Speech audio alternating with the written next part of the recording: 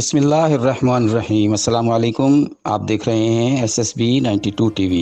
14 अगस्त यौम आज़ादी पाकिस्तान से मुताल्लिक चंद हक़ाइक़। हमारे साथ नए शामिल होने वाले दोस्तों से दरख्वास्त है कि वो हमारे चैनल को सब्सक्राइब करें, लाइक करें, शेयर करें और घंटी के बटन को दबा दें ताकि हमारी हर आने वाली वीडियो आपको बर वक्त मिलती रहें। पाकिस्तान एक नज़रिया के तहत वजूद में आया। पाकिस्तान 14 अगस्त 1947 को आज़ाद हुआ, जिसमें लाखों इंसानों ने आज़ादी के लिए कुर्बानियाँ दी।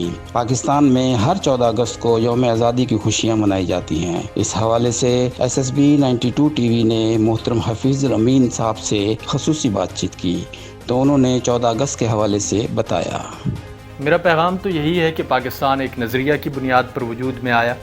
सियालकोट के शहरी असगर सौदाई साहब ने पहली मरतबा नारा लगाया था कि पाकिस्तान का मतलब क्या, ला इलाहा इल्लल्लाह। यही वो नारा और यही नज़रिया था जिसकी बुनियाद पर लाखों मुसलमानों ने अपनी जानों की कुर्बानियाँ दी। उस वक्त के सरकारी आदाद व शुमार के मुताबिक 88,000 जवान बच्चियाँ अगवा हुईं।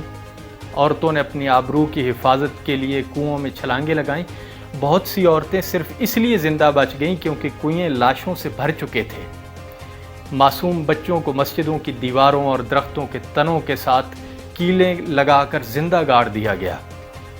शाहिद अहमद देहलवी लिखते हैं कि मुहाजिरीन को लाने वाली ट्रेनें रास्ते में रोक ली जाती थीं।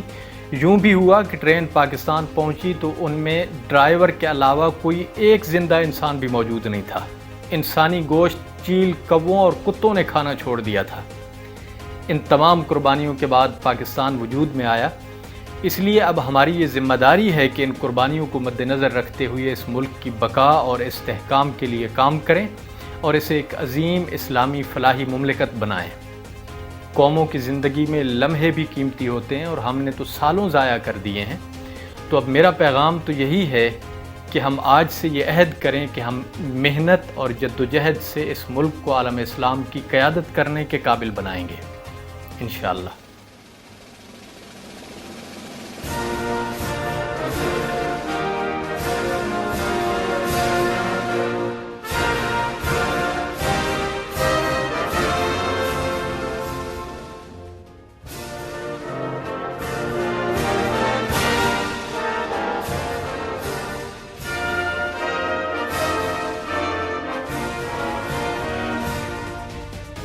SSB 92 TV।